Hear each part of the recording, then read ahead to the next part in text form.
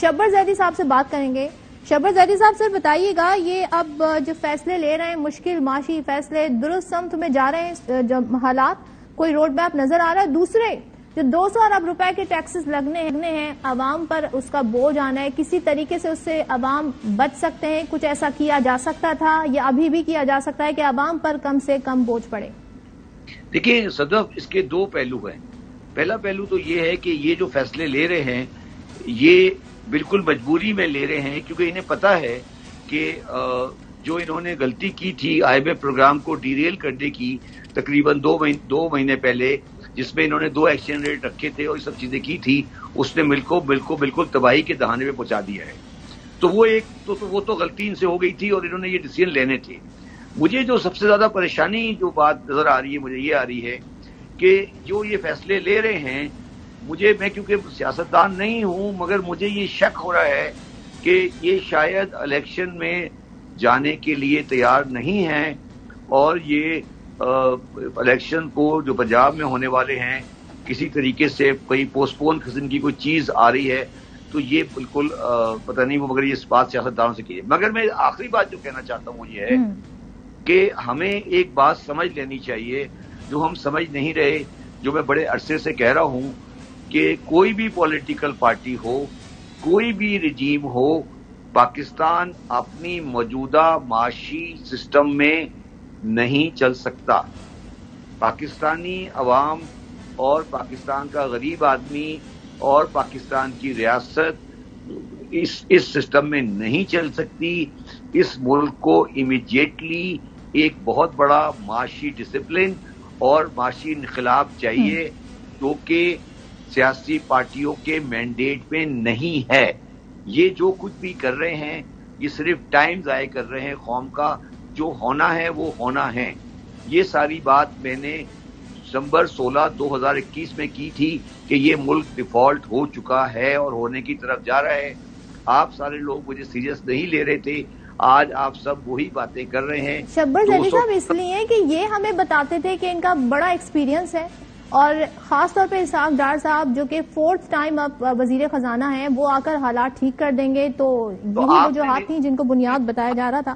جہاں پہ ہم دیکھ رہے ہیں کہ یہ اخراجات اب بوجھ عوام پہ ڈالیں گے، ان کے اپنے اخراجات کیوں نہیں کم کر دیتے؟ کیوں کوئی فارمولا ان کے پاس ہے یا نہیں ہے؟ آپ کیا اس پر کہیے گا؟ دیکھیں، پہلی بات تو آپ نے کوئی میرے منہ سے سنا کہ یہ صحیح کر دیں گے. آپ اگر بیوقوف ہیں اور آپ کو سمجھ نہیں آ رہی تو اس پہ تو قصور میرا تو نہیں ہے نا. اگر لوگ اتنے بیوقوف ہیں اور وہ یہ سمجھ رہے تھے کہ یہ کر دیں گے تو یہ تو عوام کی بیوقوفی ہے نا، یا جو لوگ سمجھتے ہیں جو سمجھتے ہیں کہ یہ ان کو لایا گیا ہے وہ صحیح کر دیں گے تو ان کی بیوقوفی ہے. تو اس پہ ہم تو کچھ نہیں کر سکتے نا. اچھا، دوسری بات یہ ہے کہ اب میں جو بات کہنے کی کوشش کر رہا ہوں، جو میری بات آپ شاید پوری طرح کنوے نہیں کر سکا، کہ پاکستان جس معاشی پوزیشن میں چلا گیا ہے اور جس پاکستان کے پاس، میں آج آپ سے بات کر رہا ہوں اور اس کو ریکارڈ پہ رکھیے گا، کہ اگر IMF پروگرام پوری طرح امپلیمنٹ ہو جاتا ہے اور یہ عوام پہ ہر قسم کی ٹیکسیشن اور پیٹرولیم لیوی اور سب کچھ ڈال دیتے ہیں، اس کے بعد بھی پاکستان کو 24 25 26 27 میں ڈیفالٹ سے کوئی طاقت نہیں بچا سکتی. اس کو صرف 2 طاقتیں ڈیفالٹ سے بچا سکتی ہیں. ایک طاقت جو ہے وہ یہ ہے کہ پاکستان میں $50 بلین کی فورن ڈائریکٹ انویسٹمنٹ آئے، یا پاکستانی اپنی امپورٹ کو ہر سال میں 10 بلین کم کر لیں. ان دونوں پاسبلٹیز کی مجھے کوئی شکل نظر نہیں آ رہی. تو میں پاکستان کے معاشی حالات کو خراب دیکھ رہا ہوں. اب جو کوشش ہونی چاہیے، FDI کی کوشش کر لیں یا امپورٹ کم کر لیں، وہ کرنا ان کے بس کا کیسے ہوگا؟ زیدی صاحب 20 ارب کا تو ہم سالانہ تیل خریدتے ہیں، تو 10 کیسے ہم پھر کم کر دیں؟ کیا کریں؟ کس طرح کریں؟ میں بتاتا ہوں. آپ بازار کو بند کریں 6 بجے، بجلی کنزرو کریں، اس سے تقریباً آپ کا $500 بلین کم ہو جائے گا. آپ بڑی گاڑیوں کو 3 دن تک بند کریں، پیٹرول کی پرائس نہیں بڑھائیں، پیٹرول کی کنزمپشن کم کریں. مسئلہ بائنگ پاور کا نہیں ہے، مسئلہ ڈالر پے کرنے کا ہے. تو پہلی بات. دوسری بات، تیسری بات، آپ یہ جو حج عمرہ زیارات ہیں ان کو سیلف فائنینسنگ کریں، اور آپ یہ کہیں کہ جو حج عمرہ زیارات پہ جانا چاہتا ہے وہ باہر سے فائنینسنگ کرائے، اس پہ $2.5 بلین ہے. اس کے بعد آپ پاکستان میں یہ جو آپ کی ایڈیبل آئل ہے اس کی امپورٹ $4.5 بلین ہے. آپ اس میں کٹ ڈاؤن کریں اور لوکل سیڈ کو پہ آج کام کریں, وہ اگلے سال تک لوکل سیڈ آ جائے گا. تو ہم اور اس کے بعد آپ تمام گورنمنٹ کی گاڑیاں جو مرسیڈیز گاڑیاں اور ساری گاڑیاں ان کو بند کریں, گورنر ہاؤس کو خالی کریں. یہ وہ چیزیں ہیں جو آپ کر سکتے ہیں. آپ مجھے ایک بات بتائیے, آج صدف آپ مجھے بتائیے کہ آج کی تاریخ میں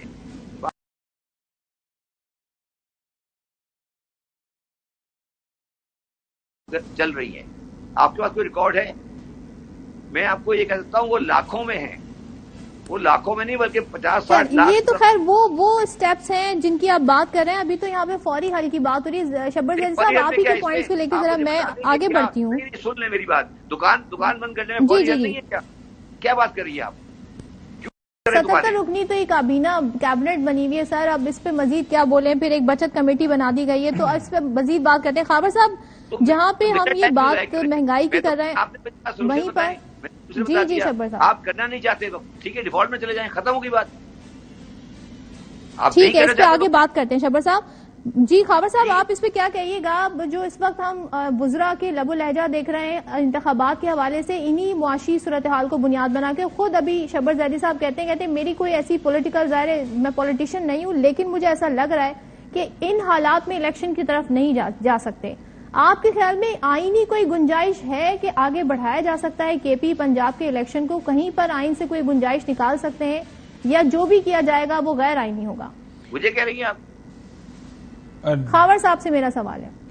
اچھا دیکھیں, اس میں کوئی دو رائے نہیں ہے. آپ کسی بھی کانسٹیٹیوشنل ایکسپرٹ سے بات کر رہے ہیں, پاکستان کے آئین کو جو جانتا ہے, جس نے کرسری اس کا ایک اوور ویو لیا ہوا ہے, کسی طالب علم سے پوچھ لیں کہ یہ جو آرٹیکلز میں نے آپ کو ذکر کیا ہے 105, 224, 218, 90 دن کے اندر پاکستان کے اندر کوئی بھی اسمبلی ہو, جب تحلیل ہو جائے تو اس کے بعد وہاں پہ الیکشن ہونا ہی ہونا ہوتا ہے, کیونکہ جو اسمبلی تحلیل کی جاتی ہے وہ متعلقہ جو لیڈر آف دا ہاؤس ہے وہ کرتا ہے, اور وہ عوام سے ایک جو ہے فریش مینڈیٹ مانگنا چاہ رہا ہے تاکہ میں ملک کے اندر یا صوبے کے اندر اچھے طریقے سے ایک مستحکم حکومت کو چلاؤں. جو شبر زیدی صاحب بات کر رہے ہیں نا, وہ ساری باتیں ٹھیک ہے, لیکن یہاں پہ سب سے بڑا مسئلہ وہ صدف یہ ہے, وہ ہے لیجیٹیمیسی کرائسس. اگر میں نے یا شبر زیدی صاحب نے یا آپ نے فیصلے کرنے ہیں تو ان کے پیچھے جو ایک پاپولر سپورٹ ہونی چاہیے. کوئی بھی گورنمنٹ ہو, کوئی پولیٹیکل گورنمنٹ ہو, جب تک ایک پاپولر سپورٹ اس کے پاس نہیں ہوگی, یہ جو بات ہو رہی ہے جلدی پہ دکانیں بند کرنے والی, بالکل ہو سکتے ہیں, لیکن ظاہر ہے اس کے لیے آپ کو سب کو آن بورڈ لینا پڑے گا. اب ہزاروں لاکھوں کی تعداد میں پاکستان کے اندر ایک روایت بنی ہوئی, ایک سسٹم بنا ہوا ہے, جو رات کو بیچارے جو ریسٹورینٹس کے اوپر کام کرتے ہیں, دکانوں مارکیٹس کے اندر کام کرتے ہیں, ان کا کیا بنے گا؟ اگر وہ بند کر دیں گے تو آپ کو پتا تاجر جو ہے برادری وہ کہاں پہ کھڑی ہو جاتی ہے. یہ سارے کام ہو سکتے ہیں, لیکن مسئلہ اس وقت جو سب سے بڑا یہ ہے کہ ملک کے اندر سیاسی عدم استحکام موجود ہے. جتنی جلدی ہم یہ بات مان لیں, ہماری سیاسی جماعتیں مان لیں, اتنا ہی بہتر ہوگا. یہ کیسے ممکن ہو سکتا ہے کہ پاکستان کا بڑا صوبہ پنجاب ہے, اس کے بعد خیبر پختونخوا, دونوں جو صوبے ہیں وہاں پہ حکومتیں, ان کے جو چیف منسٹرز ہیں انہوں نے تحلیل کر دی ہیں, وہاں پہ کیئر ٹیکرز گورنمنٹ ہیں, اور 18ویں ترمیم کے بعد جو ہے متعلقہ صوبوں کے اندر جو انتظام و انصرام جو ہے حکومتی سطح کے اوپر جو انتظامیہ نے کام کرنے ہوتے ہیں, وہاں پہ کیئر ٹیکر نے صرف ڈے ٹو ڈے معاملہ چلانا ہے. وہاں پہ تمام جو انتظام ہے اس کو ایک لانگ ٹرم لیول کے اوپر پالیسی میکنگ ڈیسیژن کرنی ہے, تو کون کرے گا؟ اب یہ اگر جو پوسٹ پون کریں گے تو ہوگا یہ بنیادی طور پر آپ کے ملک کے اندر فیصلے نہیں ہو پائیں گے. جب فیصلے نہیں ہو پائیں گے, طویل المدتی فیصلے نہیں ہوں گے, تو پھر پاکستان اسی طرح درمیان میں ہم کہیں لٹکے رہیں گے. یہ کر لیتے تو ہو جاتا, یہ کر لیتے تو ہو جاتا, یہ کر لیتے تو ہو جاتا, سے باہر نہیں آ سکیں گے. اور آپ کہہ رہے ہیں کوئی آئینی اس میں ایسی ہمیں کوئی گنجائش نظر بھی نہیں آ رہی.